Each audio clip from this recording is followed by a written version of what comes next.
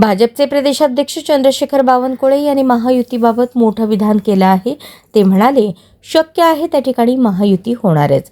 आगामी निवडणुकांच्या पार्श्वभूमीवर हे वक्तव्य महत्त्वाचं मानलं जातं. बावनकुळे यांनी स्पष्ट केलं की भाजप, शिवसेना शिंदे गट आणि राष्ट्रवादी अजित पवार गट यांच्यात समन्वयाने उमेदवारी ठरवली जाईल.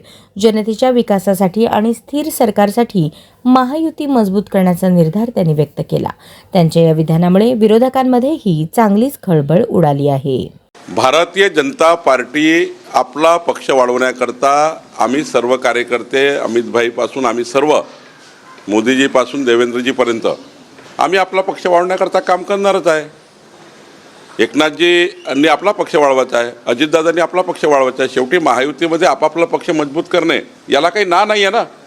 त्यामुळं हा विचार काय करता आपण की अमितभाईंनी त्या ठिकाणी म्हटलं की स्वबळाव नाही म्हटलं त्यांनी त्यांचा अर्थ वेगळा घेतला. आपण सर्वांनी मजबूत भारतीय जनता पार्टी, आम्ही महायुतीमध्येच त्या ठिकाणी पुढे जातो आहे. ज्या ज्या ठिकाणी शक्य आहे त्या ठिकाणी महायुती होणारच आहे.